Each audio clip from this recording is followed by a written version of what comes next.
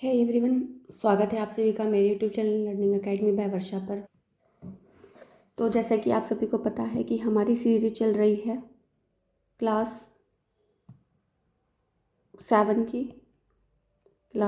की सीरीज़ चल रही है एनसीईआरटी साइंस की, जिसमें हमने चैप्टर 1 से लेकर के 7 तक के चैप्टर्स को अपलोड कर दिया है।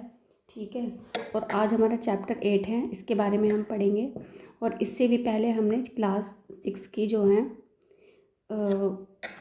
पूरी क्लास की वीडियोस को क्या है सभी ऑल चैप्टर्स को अपलोड कर दिया है। ठीक है, ऑल चैप्टर्स को अपलोड कर दिया है, तो आप उन्हें भी देखिएगा, आपके एग्ज़ाम में बहुत हेल्प होगी।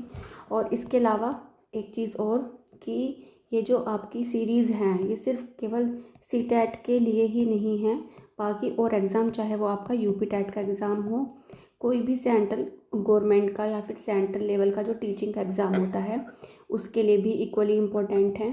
साथ ही अगर आपने कोई और स्टेट का टेट, अदर स्टेट का कोई भी टेट हो या कोई भी एग्ज़ाम हो, क्योंकि मोस्ट ऑफ दी स्कूल्स में क्या होता है कि आपकी एनसीईआरटी ही फॉलो की जाती हैं।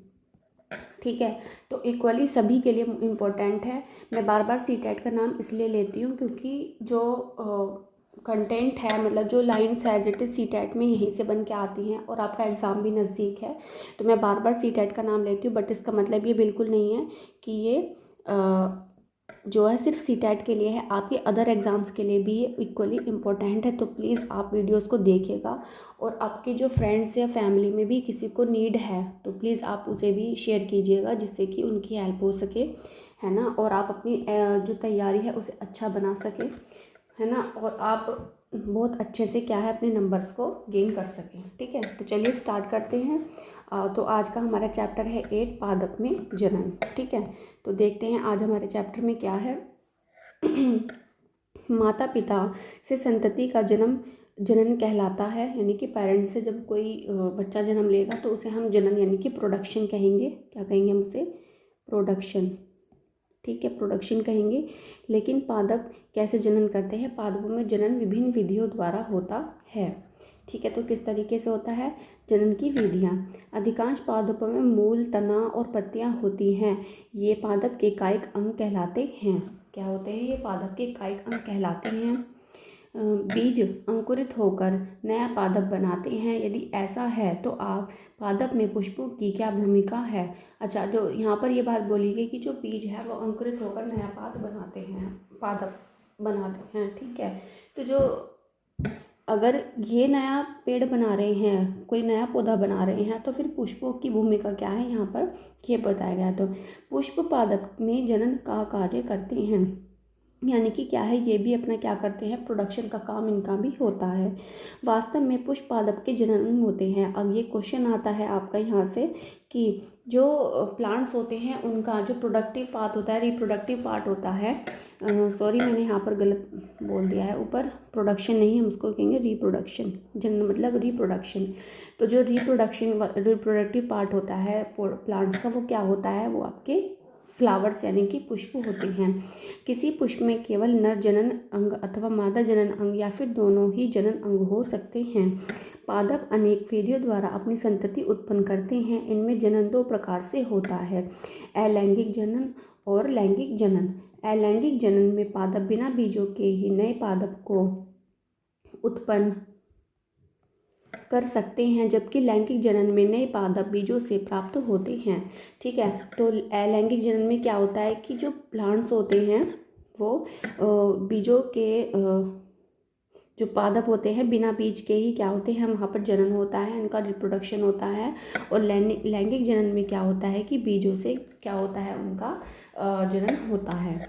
फिर इसके बाद उसे और डिटेल में पढ़ते हैं हम, क्या है अलैंगिक जनन को। अलैंगिक जनन में नए पादप बीजों अथवा बीजाणुओं के उपयोग के बिना ही उगाए जाते हैं। ठीक है, तो अलैंगिक जनन में क्या होता है, बीज और बीजाणुओं का यूज़ नहीं होता है।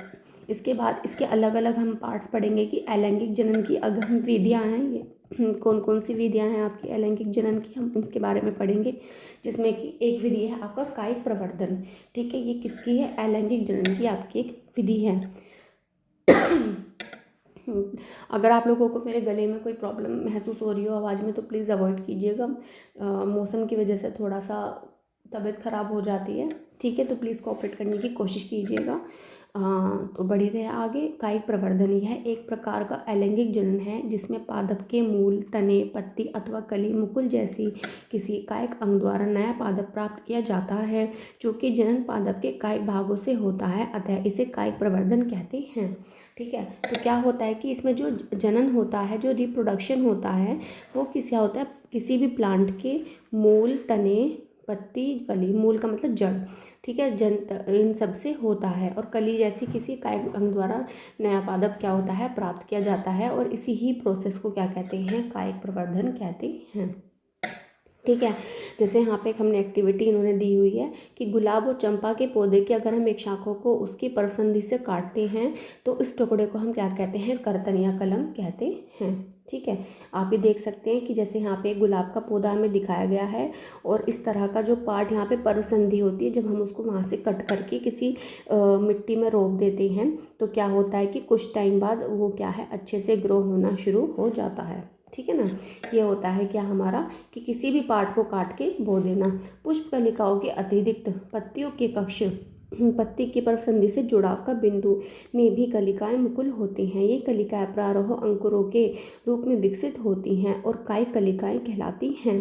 कली में एक छोटा तना होता है जिसके चारों ओर अपरिपक्व पत्तियां एक दूसरे के ऊपर अध्यारोपित रहती हैं। क्यों, कायिक कलिकाएं भी नए पादप को जन्म दे सकती हैं, यानी कि कलिकाएं होती हैं, परसंधियां होती हैं, वहाँ पर छोटी जो कलिकाएं होती हैं, अगर हम उनका कोई एक छोटा सा मतलब वहाँ पर तना छिपा हुआ रहता है। आप कई बार उसको अगर ध्यान से देखेंगे, जैसे ये है यहाँ पर, तो यहाँ पर ये जो कली है ना, इसके अंदर एक छोटा सा, बहुत छोटा सा तना यहाँ पर आपको दिखेगा।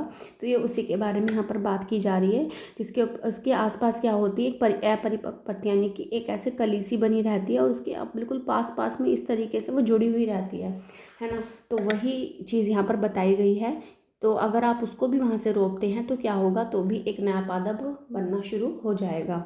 ठीक है, अब यहाँ पर देखते हैं कि आलू है, तो आलू इसमें जो होता है कि कलिका या कलिकाएं दिखाई दे सकती हैं। आप देखते ही होंगे जब थोड़ा मेच्योर हो जाता है, आलू पुराना हो जाता है, तो उसमें से आपको कुछ इस तरह की जो आँखें हैं, ये आप देख रहे होंगे, ये आँखें यहाँ पर इस तरीके से क्या है, दिखाई देनी लग जाती हैं। ठीक है, तो क्या होता है, इन्हें क्या कहते हैं, आँख कहते हैं। छत्र चिन्ह मतलब यहाँ पर बताया गया है कि इसे छत्र चिन्ह या आँख कहते हैं। अगर हम इसको मिट्टी में दबा देंगे तो उस स्थान पर कुछ दिन तक अगर हम पानी डालते हैं तो क्या होगा कि कुछ दिन के बाद आलू के टुकड़ों को खोदकर हम निकाल लेते हैं। ठीक है ना, और इसके अलावा आलू तो है ही, और इस प्रक्रिया के द्वारा हम क्या है, अदरक या हल्दी को भी क्या है, उगा सकते हैं। देखो, अगर अदरक है, या हमने किसी अदरक को वहाँ पर बोया है इस तरीके से, और वहाँ पर क्या होगा, कुछ टाइम बाद हमने पानी दिया, खोद कर निकाला, तो उसमें से ऐसे जड़ें निकलनी शुरू हो जाएंगी और एक छोटा सा नया पौधा क्या है, निकलना शुरू हो जाएगा। ठीक है, इसके बाद आता है ब्रायोफिलम। पत्थर चट्टान में पत्ती के किनारे के गर्त में कलिकाएं होती हैं। ठीक है, पत्ती के किनारे के जो गर्त होते हैं वहाँ पर कलिकाएं होती हैं। यदि इस पादप की पत्ती आर्द्र मृदा पर गिर जाए तो प्रत्येक कलिका मुकुल नए पादप को जन्म दे सकती है। कुछ पादपों की जड़ें मूल भी नए पादपों को जन्म दे सकती हैं, उदाहरण के लिए शकरकंद और डालिया या डहेलिया। ठीक है, तो क्या होता है कि अगर कोई मतलब ब्रायोफिलम, यहाँ पर देखो दिखाया गया है, इसका जो चित्र है कि एक पत्ती है यहाँ पर, और पत्ती के जो किनारे पर क्या है, नई नई पत्तियाँ उगी हुई हैं, ये नए पादप हैं। क्या है, ये नए पादप हैं। अगर हम उस इतने ही पार्ट को क्या है, अगर हम इतने ही पार्ट को या इस पत्ती को अगर मिट्टी में रोप देंगे तो क्या होगा कि कुछ टाइम बाद हमें एक नया पादप वहाँ से निकलता हुआ दिखाई देगा। और इस प्रकार ये तो हमारी पत्ती से था, और इसी प्रकार कुछ पादपों की जड़ें मूल भी नए पादपों को जन्म दे सकती हैं। उदाहरण के लिए क्या है, शकरकंद और डहेलिया। यहाँ पर इस तरह से क्वेश्चन आ सकता है कि यहाँ पर आपको ऑप्शन दे दिए जाएंगे, एग्जाम्पल्स होंगे किसके, अलग अलग प्लांट्स के, और यहाँ पर आपको उनका प्रकार दे दिया जाएगा कि किस तरीके से वो उगते हैं, उनका क्या क्या पार्ट। तो जैसे ब्रायोफिलम हो गया आपका पत्ती की, उसमें पत्ती पर ही क्या होती हैं, आपकी नए पादप निकलते हैं। आलू में आपकी आँख बनी होती हैं, इस तरीके से वहाँ पर आपको दे दिया जाएगा। और शकरकंद में क्या है कि जो जड़ें होती हैं वो हेल्प होती हैं। तो कोई भी एग्जाम्पल यहाँ पर दे देंगे और और यहाँ पर उसका तरीका क्या है उगने का वो दे दिया जाएगा और आपको क्या है उसको मैच करना होगा। तो जब आपने चीज़ें अच्छे से पढ़ी हुई होंगी और आप वो चीज़ें तभी वहाँ पर सही तरीके से क्या कर सकते हैं, अटैम्प्ट कर पाएंगे। क्योंकि कई बार ये क्वेश्चंस बहुत कंफ्यूजिंग और बहुत ही कॉम्प्लेक्स हो जाते हैं। ठीक है, तो उस चीज़ को कम करने के लिए आपको ये चीज़ें डिटेल में पढ़नी होगी। ठीक है, अगर आप अपने प्रीवियस क्वेश्चंस को अगर देखेंगे ना, एज इट इज़ क्वेश्चन आपको वहाँ पर देखने के लिए मिल जाएंगे। एनसीईआरटी सीटेट के लिए एक ऐसा है कि उसकी एक एक लाइन बहुत इंपॉर्टेंट है और मैंने वही चीज़ें मार्क की हैं इस PDF में आपके लिए इस क्लास में, जो आपके एग्ज़ाम एज इट इज़ वहाँ से बन के आते हैं। ठीक है, मैं बार बार इसलिए कहती हूँ कि प्लीज़ ध्यान से पढ़िए, ध्यान से पढ़िए। और क्या है कि अपने हो सके तो प्लीज़ नोट्स बनाइए और उसी से रिलेटेड जो भी चैप्टर या जो भी टॉपिक आप पढ़ रहे हैं उससे रिलेटेड क्या करिए, PYQs करिए, जो आपको बहुत हेल्प करेंगे और आपका कॉन्फिडेंस बूस्ट करेंगे। ये इंपॉर्टेंट होता है किसी भी एग्ज़ाम को अच्छे से तैयार करने के लिए और अपने कॉन्फिडेंस को बूस्ट करने के लिए। ठीक है, आगे बढ़ते हैं। कैरेक्टर जैसे पादप के वे भाग जो मुख्य पादप से अलग विलग्न हो जाते हैं, नए पादप को जन्म देते हैं। प्रत्येक विलग्न भाग नए पादप के रूप में वृद्धि कर सकता है। ठीक है, तो ऐसे ही कैक्टस के पौधों में भी होता है। कायिक प्रवर्धन द्वारा पादप कम समय में उगाए जा सकते हैं। इसको थोड़ा सा बड़ा कर लेती हूँ, होपफुली आपको और ठीक से दिख जाए। कायिक प्रवर्धन द्वारा पादप कम समय में उगाए जा सकते हैं। बीजों से उगाए जाने वाले पादप की अपेक्षा कायिक प्रवर्धन द्वारा उत्पन्न पादपों में पुष्प और फल कम अधिक अवधि में ही आ जाते हैं। नए पादप जनक पादप की यथार्थ प्रतिलिपि होते हैं क्योंकि वे एक ही जनक द्वारा उत्पन्न होते हैं। यानी कि यहाँ पर अगर क्वेश्चन बन के आ सकता है क्या कि इनमें से कौन सी लाइन या कौन सा वाक्य सही है या सही कथन पर ऑप्शन चुनिए, तो क्या होगा कि दे दिया जाएगा कि कायिक प्रवर्धन द्वारा मतलब पादप जल्दी उगते हैं या बीजों द्वारा। तो ऑप्शन होगा क्या सही होगा कि कायिक प्रवर्धन द्वारा जल्दी होगा, क्योंकि इसमें क्या होता है कि बहुत जल्दी स्पीड में क्या होता है आपके जो प्लांट है वो बनना शुरू होता है। जब प्लांट जल्दी बनेगा तो उस पर फल और पुष्प भी क्या होंगे, जल्दी आ जाएंगे। ठीक है, इसके बाद आगे बढ़ते हैं हम। लैंगिक जनन द्वारा उत्पन्न होने वाले पादप में माता पिता जनक दोनों के गुण होते हैं। लैंगिक जनन के परिणाम स्वरूप पादप बीज उत्पन्न करते हैं।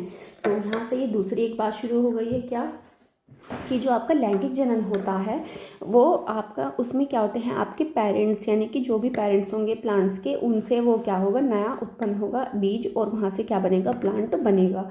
और इससे पहले ये जो कायिक प्रवर्धन है एक तरह का आपका अलैंगिक प्रजनन है। ठीक है, इसके बाद नेक्स्ट ये भी क्या है आपकी अलैंगिक जनन की ही विधि है। ठीक है, अलैंगिक जनन की ही विधि है ये भी। तो इसमें भी आपको क्या है, अलैंगिक जनन के द्वारा ही आपको चीज़ें देखने के लिए मिलेंगी कि किस तरीके से वो होती हैं। तो ईस्ट सबसे पहले इसमें एग्जांपल है ईस्ट।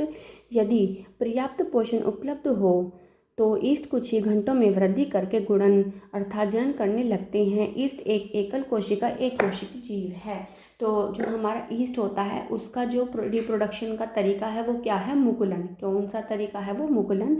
और मुकुलन में क्या होता है कि अगर आप ईस्ट को कुछ घंटों के लिए पानी में भिगो के रख देते हैं तो बहुत मल्टीपल मतलब अपने जनन मतलब कर लेते हैं वो, जिनसे बहुत सारे क्या हैं ईस्ट बन जाते हैं। और ये कैसी, ये एक ईस्ट एक तरह का क्या होती है, एकल कोशिका होती है, यानी कि एक कोशिकीय जीव होता है। यानी कि सारे जो काम इसमें परफॉर्म किए जाते हैं, ऑल जो वर्क जो परफॉर्म किए जाते हैं वो ओनली एक सेल यानी कि वन सेल की हेल्प से परफॉर्म किए जाते हैं। ठीक है, तो यहाँ पर ये होता है। फिलहाल हम यहाँ पर ये देख रहे हैं कि इसका जनन क्या है, अलैंगिक है और उसकी विधि क्या है, मुकुलन है।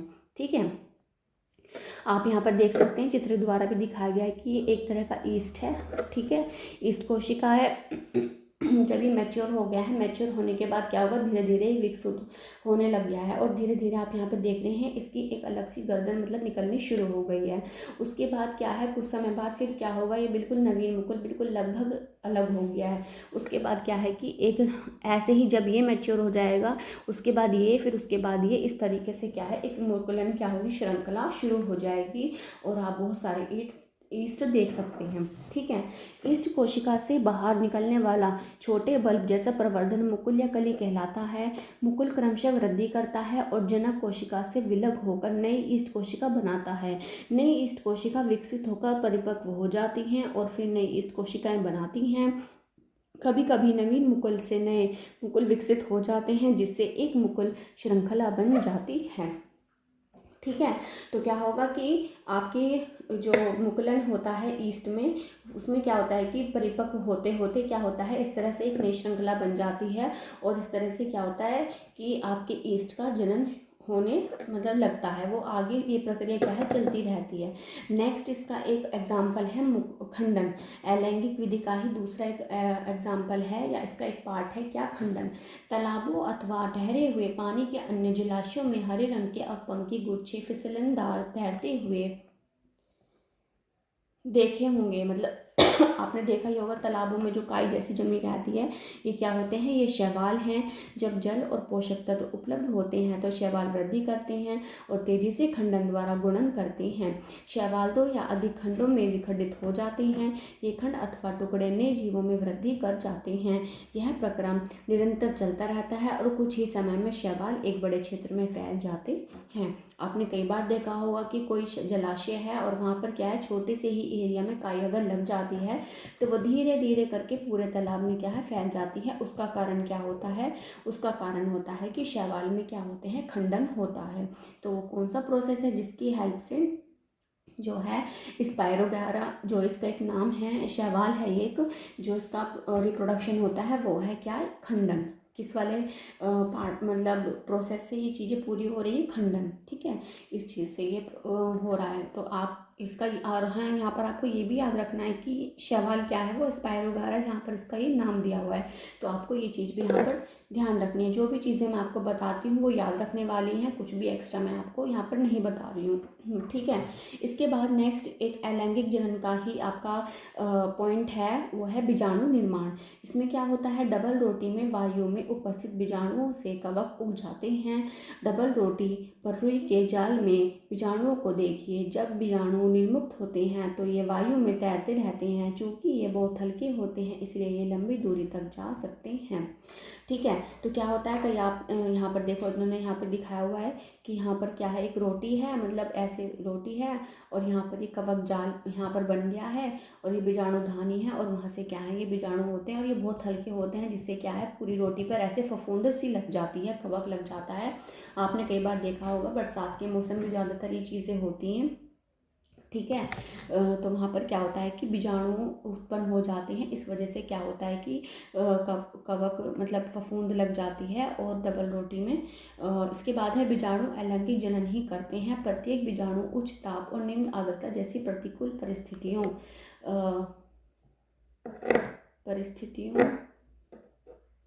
को झेलने के लिए कठोर सुरक्षात्मक आवरण से ढका रहता है। तो यहाँ पे क्या याद रखना है आपको कि प्रत्येक जीवाणु उच्च ताप और निम्न आर्द्रता जैसी प्रतिकूल प्रतिकूल का मतलब उसके अपोजिट जो परिस्थिति होती है उसको झेलने के लिए क्या करता है कि एक कठोर सुरक्षात्मक आवरण से ढका रहता है। ठीक है, आप यहाँ पे भी देख रहे हैं एक फर्न में बीजाणु द्वारा जनन हो रहा है। एक फर्न का पौधा है और उसके पत्ते के नीचे क्या है, यहाँ पर बीजाणु उत्पन्न हो गए हैं, और बीजाणुओं से क्या है, ये प्लांट कई बार क्या है खराब हो जाते हैं। ठीक है, इसलिए ये लंबे समय तक जीवित रह सकते हैं। अनुकूल परिस्थितियों में बीजाणु अंकुरित हो जाते हैं और नए जीव में विकसित हो जाते हैं। मोस और फर्न जैसे पादप में भी जनन बीजाणुओं द्वारा होता है ना। तो जो मोस और फर्न होते हैं उसमें भी जो आपके पादप होते हैं, जो जनन होता है वो क्या होता है, बीजाणुओं द्वारा होता है। ठीक है, यहाँ पर मैंने अभी आपको बताया कि ये बीजाणु धानी बनी हुई हैं। तो ये धानियाँ इसलिए बनी हुई हैं क्योंकि यहाँ पर से क्या हो, बीजाणु उत्पन्न हो और क्या है इनको मतलब इनका रिप्रोडक्शन क्या है वो स्टार्ट हो जाए। ठीक है, इसके बाद है आपका नेक्स्ट हेडिंग है लैंगिक जनन। तो हमने कौन कौन से पॉइंट्स यहाँ पर पढ़े हैं आपके अलैंगिक जनन से। एक तो बीजाणु, सबसे पहले हमने पढ़ा है कायिक प्रवर्धन। ठीक है, कायिक प्रवर्धन के बाद हमने पढ़ा एक यही है आपका बीजाणु निर्माण, एक हमने पढ़ा है खंडन, और एक हमने पढ़ा मुकुलन। ठीक है, एक हमने मुकुलन पढ़ा है, और इसके अलावा और हमारा कुछ रहा है, खंडन हो गया, मुकुलन हो गया, और हमारा कायिक प्रवर्धन। हाँ, यही टॉपिक अभी तक हमने इस वाले लैंगिक जनन में देखे हैं। ठीक है, तो आपसे एक क्वेश्चन पूछा जाता है कि अलैंगिक जनन के जो भाग होते हैं उसके प्रकार हैं कौन कौन से हैं। तो कायिक प्रवर्धन है, खंडन है, बीजाणु निर्माण है और मुकुलन है, ये इसकी प्रकार होते हैं अलैंगिक जनन के। अब इसके बाद हम पढ़ेंगे क्या लैंगिक जनन। तो लैंगिक जनन में क्या है, पुष्प पादप के जनन अंग होते हैं, अभी हमने ऊपर ही देखा था। और वो कौन कौन से हैं, पुंकेसर नर जनन अंग और स्त्री केसर मादा जनन अंग है। ठीक है, तो पुंकेसर जो होता है आपका वो नर होता है और स्त्री केसर क्या होती है, मादा होती है किसी भी प्लांट में। ऐसे पुष्प जिनमें या तो केवल पुंकेसर अथवा केवल स्त्री केसर होता है एक लिंगी पुष्प कहलाते हैं। जिन पुष्पों में पुंकेसर और स्त्री केसर दोनों हुई होते हैं वे द्विलिंगी पुष्प कहलाते हैं। मक्का, पपीता, ककड़ी और खीरे के पौधे में एक लिंगी पुष्प होते हैं। ये मोस्ट इम्पोर्टेंट है आपका क्या, मक्का, पपीता, ककड़ी और खीरा क्या है, ये आपके ध्यान रखना है आपको। मैं अलग से भी लिख देती हूँ, मक्का, पपीता, ककड़ी और खीरा, ये क्या है आपके एक लिंगी हैं। क्या है ये, एक लिंगी प्लांट्स हैं। ठीक है, एक लिंगी क्या होते हैं, सॉरी पुष्प हैं, ये एक लिंगी पुष्प होता है इनका, इनमें यानी कि या तो मादा या फिर पिता यानी कि पुंकेसर या स्त्री केसर ही इनमें प्रेजेंट होगा, दोनों इसमें प्रेजेंट नहीं होंगे, इनमें से कोई भी एक होगा। इसके अलावा सरसों, गुलाब, पिटूनिया के पौधे में द्विलिंगी पुष्प होते हैं। तो जो प्लांट्स होते हैं, हमने पढ़ा था गुलाब जो होता है उसको आप कायिक प्रवर्धन के द्वारा भी रोप सकते हैं। और इसके अलावा जो गुलाब होता है उसमें क्या होता है कि आपका वो द्विलिंगी पुष्प उसमें प्रेजेंट होता है। ठीक है, इसमें नर और मादा एक लिंगी पुष्प दोनों एक ही पादा पर उपस्थित हो सकते हैं अथवा भिन्न भिन्न पादों पर पाए जा सकते हैं। यानी कि जो नर मादा है वो एक ही प्लांट पे भी होंगे, हो सकते हैं, या अलग अलग पादा पर भी पाए जा सकते हैं। देखो ये लाइन बहुत कंफ्यूजिंग है, अभी तो आपको पढ़ने में इजी लग रही होंगी, बट जब आप क्वेश्चन करने बैठेंगे तो यही लाइनें ऊपर नीचे हो जाती हैं कि नर और मादा एक लिंगी पुष्प दोनों एक ही पादा पर उपस्थित हो सकते हैं, या मतलब विभिन्न पादों पर, यहाँ यहीं पर ही नहीं हो सकते या हो सकते हैं नहीं। तो इस तरीके से ही एक दो वर्ड्स को ऊपर नीचे करके आपका क्वेश्चन यहाँ से बन सकता है। और अगर आपने ये लाइन अच्छे से पढ़ी होंगी तभी वो आंसर आप कर पाएंगे। ठीक है, और इसके अलावा परागकोश में परागकण होते हैं जो नर युग्मकों को बनाते हैं। ठीक है, परागकोश क्या होता है, जिसमें आपके परागकण होते हैं जो नर युग्मकों को बनाता है। स्त्री केसर में क्या होते हैं, वर्तिकाग्र, वर्तिका और अंडाशय। अगेन यहाँ पर क्वेश्चन बनता है कि जो आपका नर युग्मक होता है उसमें क्या क्या पार्ट होते हैं, परागकोश होता है। और स्त्री और आपका जो स्त्री केसर या आपके जो स्त्री वाले पार्ट होते हैं पुष्प में वो कौन से होते हैं, वर्तिकाग्र, वर्तिका और अंडाशय होते हैं। अंडाशय में एक या अधिक बीजांड होते हैं। मादा युग्मक अथवा अंड का निर्माण बीजांड में होता है। लैंगिक जनन में नर और मादा युग्मकों के युग्मन से युग्मनज बनता है। अगर हाँ, अब हम इसको अच्छे से देखते हैं इस डायग्राम की हेल्प से कि क्या क्या चीज़ें हैं। ये आपका क्या है, पुंकेसर, पुंकेसर को हम स्टैमेन भी बोलते हैं, जिसमें कि आपके क्या क्या होते हैं, परागकोश, पुतंतु होता है। तो परागकोश को हम जो सबसे ऊपर वाला ये पार्ट होता है इसे हम कहते हैं परागकोश या एंथर, जहाँ पर वो चिकना चिकना सा लगता है हमें। फिर ये आपका फिलामेंट होता है जो कि नली सी आप देख रहे हैं, इसे हम फिलामेंट या पुतंतु कहते हैं। ये आपकी मेल पार्ट था। उसके बाद आपका फीमेल यानी कि स्त्री केसर आ गया। स्त्री केसर में क्या होता है, आपकी वर्तिका होती है, वर्तिकाग्र होता है, वर्तिका होती है, आपका बीजांड होता है और आपकी क्या होती है, अंडाशय होता है। ठीक है, अंडाशय में ही क्या होता है, आपका बीजांड होता है। कई बार यहाँ पर अगेन वो क्रम पूछ लेगा। क्रम कैसे पूछेगा कि स्त्री केसर के जो मतलब पार्ट हैं या किस तरीके से, क्योंकि देखो सबसे पहले क्या आता है आपका वर्तिकाग्र आएगा यानी कि स्टिग्मा। सेकंड आपका स्टाइल आएगा, फिर उसका आपका आएगा ओवरी, और ओवरी में क्या होते हैं आपके बीजांड होते हैं। ठीक है, ओवरी और ओवरी के अंदर क्या है, बीजांड होगा। तो इस तरह का ये क्रम आपसे क्या है पूछा जा सकता है और आपको ये ध्यान रखना है। स्त्री केसर के पार्ट हैं वर्तिकाग्र, वर्तिका, बीजांड, अंडाशय। ठीक है, और पुंकेसर के पार्ट हैं परागकोश और पुतंतु। ठीक है, ये आपके स्त्री केसर के पार्ट होते हैं। ठीक है, इसके बाद नर और मादा एक लिंगी पुष्प, ये हमने पढ़ लिया है। हाँ, इसके बाद हम यहाँ पर आ जाते हैं किसी हम परागण यानी कि पोलिनेशन क्या होता है, अब इसके बारे में हम पढ़ेंगे कि ये कैसे काम करता है और इन चीज़ों का इन सब का क्या काम है जो यहाँ पर दी गई है और ये किस तरीके से काम कर रहे हैं। सामान्यतः परागकणों में दृढ़ सुरक्षात्मक आवरण होता है जो उन्हें सूखने से बचाता है। क्योंकि परागकण हल्के होते हैं अतः वह वायु अथवा जल द्वारा बहाकर ले जाए जा सकते हैं। तो परागकण क्या होते हैं, दृढ़ सुरक्षात्मक उसमें आवरण होता है जो उन्हें सूखने से बचाता है। परागकण हल्के होते हैं अतः वायु और जल द्वारा बहाकर ले जाए जा सकते हैं। पुष्पों पर बैठने वाले कीटों के शरीर पर परागकण चिपक जाते हैं, है ना। पुष्पों पर जो बैठने वाले कीट होते हैं, मान लो मधुमक्खी हो गई, भौरे हो गए, मक्खी हो गई, तितली हो गई, वो जब वहाँ पर बैठ जाते हैं तो परागकण क्या होते हैं उनके ऊपर या उनके पैरों में चिपक जाते हैं। जब कीट उसी प्रकार के किसी अन्य पुष्प पर बैठते हैं तो पुष्प की वर्तिकाग्र पर कुछ परागकण गिर जाते हैं। परागकणों का परागकोश से पुष्प के वर्तिकाग्र पर स्थानांतरण परागकण कहलाता है।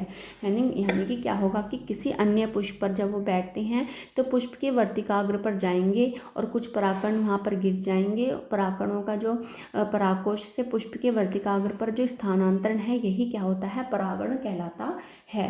और परागकण उसी पुष्प के वर्तिकाग्र पर गिरते हैं तो इसे स्वपरागण कहते हैं। यदि जो परागकण है उसी पुष्प के वर्तिकाग्र यानी कि एक ही आपका यहाँ पर मान लो फूल है, ठीक है, इस फूल में यहाँ पर यहीं पर ही आपका पुंकेसर है और यहीं पर ही आपका स्त्री केसर है, ठीक है। तो और वहीं पर ही अगर उसी फूल में हो जाएगा तो क्या होगा, वो आपका स्वपरागण होगा। क्या होता है वहाँ पर, उसे हम स्वपरागण कहते हैं। जब पुष्प के परागण उसी पादप के किसी अन्य पुष्प के वर्तिकाग्र पर गिरते हैं तो उसे परपरागण कहते हैं। यानी कि क्या है, एक पुष्प यहाँ पर था उसी एक प्लांट पर और उसी प्लांट पर क्या है, वो दूसरा फ्लावर यहाँ पर बना हुआ है, तो अगर यहाँ से वो यहाँ पर जाएगा तो हम उसे क्या कहेंगे, परपरागण कहते हैं। उस चित्र में आपको दिखाया भी गया है स्वपरागण क्या है कि यहीं पर ही तो एक यहाँ पर एंथर है आपका, पैंथर इसी फूल के वर्तिकाग्र पर जा रहा है तो ये स्व हो जाएगा। और यहाँ पर एंथर है इस वाले प्लांट का और वो क्या है, दूसरे वर्तिकाग्र पर जा रहा है तो वो क्या होगा, परपरागण कहलाता है। ठीक है, होपफुली आपको चित्र से ये चीज़ें अच्छे से समझ में आई होंगी। इसके बाद हम आगे देखते हैं फल और बीज का विकास। अब हमने देख लिया कि जनन किस तरीके से हो रहा है, क्या उसका प्रोसेस है, क्या कैसे चीज़ें होती हैं। अब हम देखेंगे कि उसके आगे क्या होता है। अब है फल और बीज का विकास। निषेचन के पश्चात अंडाशय फल में विकसित हो जाता है। तो निषेचन के बाद क्या होता है, अंडाशय फल में विकसित हो जाता है, जबकि पुष्प के अन्य भाग मुरझाकर गिर जाते हैं। पुष्प परिपक्व हो जाने पर अंडाशय फल के रूप में विकसित हो जाता है। आपने कई बार देखा होगा कि कोई भी जैसे प्लांट है वो पहले तो वहाँ पर क्या है, अच्छा सा फूल बना हुआ रहता है, पर जैसे जैसे वो धीरे धीरे मैच्योर होना शुरू हो जाता है, क्या होता है कि वो फूल तो सूख जाता है और क्या है, वहाँ पर एक फल बन जाता है। ठीक है, बीजांड से बीज विकसित होते हैं। बीज में एक भ्रूण होता है जो सुरक्षात्मक बीजावरण के अंदर रहता है।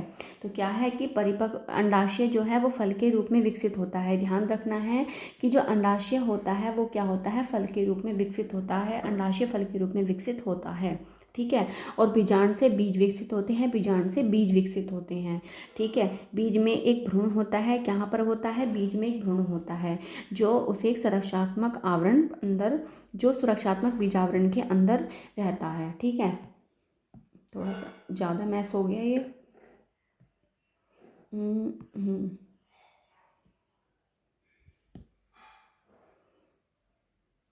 चलिए रहने देते हैं, ठीक है। तो अंदर रहता है जो सुरक्षात्मक बीजावरण के अंदर होता है। तो ध्यान रखना है यहाँ पर, ये जो मैंने बहुत डार्क कर दी है ये इंपॉर्टेंट लाइन्स है और बहुत ही कंफ्यूजिंग भी हैं।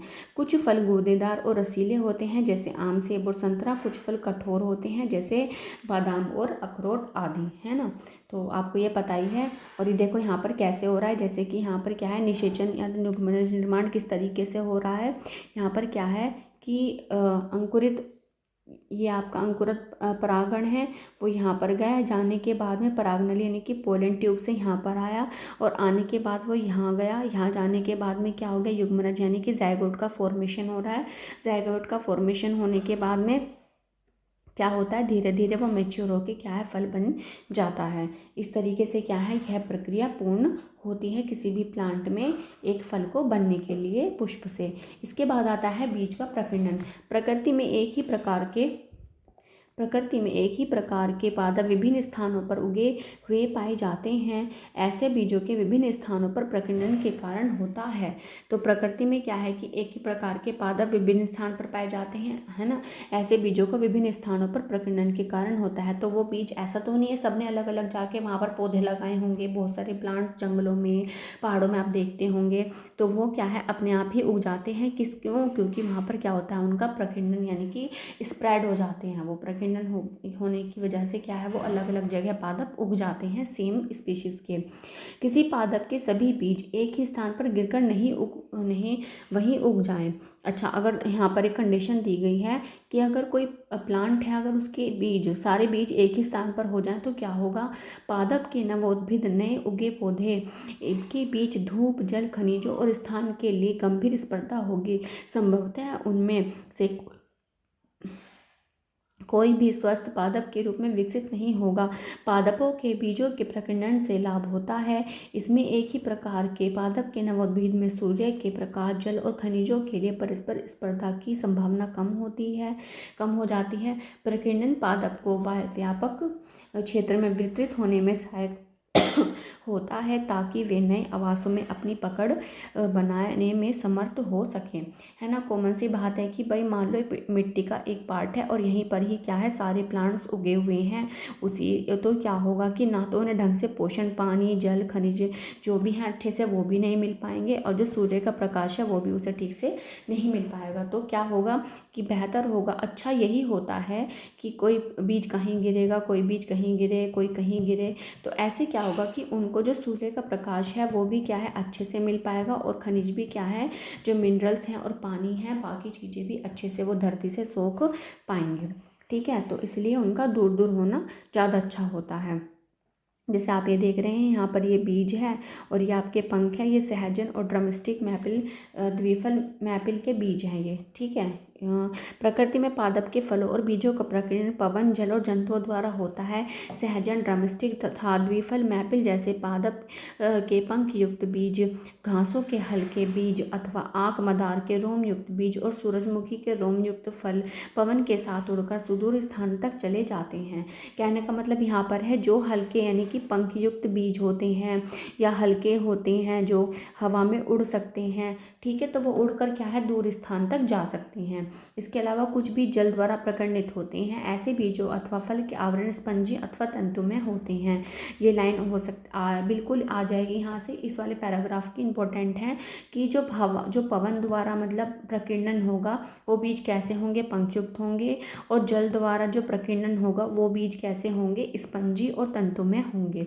ठीक है, ताकि वे जल में प्लवन करते हुए एक स्थान से दूसरे स्थान तक जा सके। उदाहरण के लिए नारियल कुछ भी जंतुओं द्वारा प्रकीर्णित होते हैं, विशेष रूप से कंटकी, कांटे द्वार बीज जिनमें हुक जैसी संरचनाएं होती हैं, जिससे बीज जंतुओं के शरीर से चिपक जाते हैं और दूरस्थ स्थानों तक ले जाए जाते हैं। इनके उदाहरण है यूरेना और जैंथियम हैं।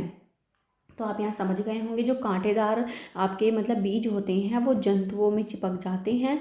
ठीक है, जैसे कि जैंथियम का आप देख रहे होंगे, जैंथियम एक तरह का प्लांट है ना, उसके बीज क्या है कि मतलब चिपक गए जाते हैं, और चिपकने के बाद क्या है वो अलग, अब जहाँ पर भी बैठेगा वो वहीं पर ही गिर जाएंगे और वहाँ पर क्या है एक प्लांट फिर से क्या है उग जाएगा। ठीक है, कुछ पौधों के फल झटके के साथ फट जाते हैं, जिससे उनके अंदर स्थित बीज प्रकीर्णित हो जाते हैं।